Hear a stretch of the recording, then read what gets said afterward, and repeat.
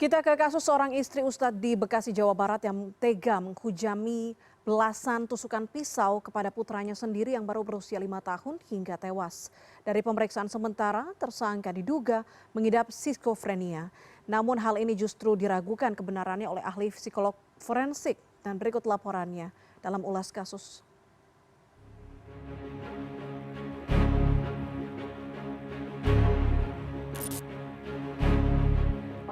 Kamis 7 Maret lalu, warga di Komplek Burgundy, Sumarekon, Kota Bekasi, Jawa Barat digegerkan dengan penemuan jasad bocah 5 tahun yang bersimbah darah di kamar rumahnya.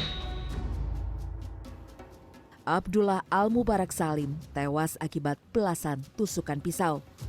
Penemuan jasad putra seorang ustadz di perumahan elit ini berawal dari orang kepercayaan ayah korban yang datang bertamu namun sempat tidak diizinkan masuk oleh ibu korban. Kepercayaannya Pak Ustadz itu datang ke sini, ke rumahnya. Di rumahnya itu tinggal saudaranya dari suami dengan istrinya dengan anak dua. Begitu si tamu ini datang, tidak boleh masuk. Begitu dia paksa masuk, ternyata udah berdarah-darah ibunya. Barang putih belum ini hanya pisaunya saja. Pisau sempat dicuci. Pisau apa, Bu? Pisau dapur. Ironisnya, bocah malang ini diduga dihabisi oleh ibu kandungnya sendiri, wanita berusia 27 tahun berinisial SAF. Dan peristiwa sadis itu diduga pula turut disaksikan oleh adik korban yang baru berusia 2 tahun. Sementara saat kejadian, ayah korban yang merupakan seorang ustadz sedang berada di Medan. Berdasarkan pemeriksaan, SNF yang Jumat 8 Maret sudah ditetapkan sebagai tersangka mengaku aksinya itu dilakukan karena mendapat bisikan gaib. Kasus ibu membunuh anak di kawasan Sumarekon, Bekasi pada 7 Maret 2024 lalu mengejutkan masyarakat. Hasil pemeriksaan psikologis yang dilakukan aparat kepolisian mengungkap sang ibu diduga penderita skizofrenia yang merupakan gangguan jiwa berat yang dapat menyebabkan halusinasi dan juga perubahan sikap. Psikolog forensik Reza Indragiri berpendapat pihak berwenang perlu menguji lebih lanjut hasil pemeriksaan psikologis tersangka. Sebab ada dua kemungkinan, yakni tersangka benar-benar mengalami gangguan jiwa atau hanya maling ngering atau berpura-pura sakit agar mendapat keringanan hukum. Terlebih karena saat diinterogasi polisi, tersangka mampu bercerita bahwa dirinya merasa kecewa lantaran sering ditinggal lama oleh sang suami.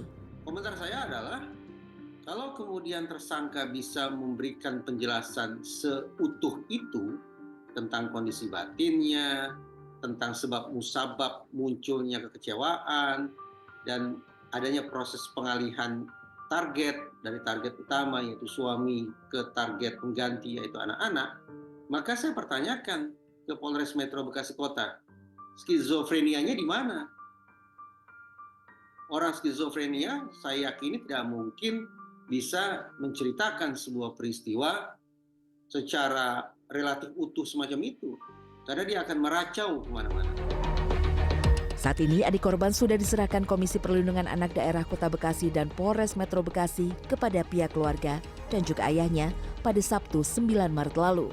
Rencananya sang anak akan dirawat oleh keluarga sang ayah di Medan, Sumatera Utara. Sementara itu pada Senin sore, Kasat Reskrim Polres Metro Bekasi Kota AKBP Muhammad Firdaus menyatakan tersangka SNF telah dipindahkan dari tahanan Polres Metro Bekasi Kota ke Rumah Sakit Bayangkara Kramat Jati, Jakarta Timur lantaran berupaya membenturkan kepalanya ke tembok ruang tahanan pada Sabtu malam. Nah, pada saat dilakukan penahanan, tersangka harus dirujuk ke Rumah Sakit Bayangkara Kramat Jati untuk dilakukan perawatan. Karena di dalam sel tahanan, tersangka membenturkan kepalanya ke tembok. Tim Asosiasi Psikolog Forensik Indonesia saat ini masih melakukan proses pemeriksaan psikologi terhadap tersangka maupun keluarga korban. Tersangka sendiri dijerat pasal kekerasan terhadap anak hingga mengakibatkan meninggal dunia dengan ancaman hukuman 15 tahun penjara. Saat ini kasus ini masih terus berkembang. Masih belum diketahui secara pasti apakah benar sang ibu penderita gangguan jiwa atau tidak. Yang jelas kesehatan mental tidak bisa dianggap remeh. Namun proses hukum masih harus ditindaklanjuti sampai dengan ke pengadilan. Tim Liputan CNN Indonesia.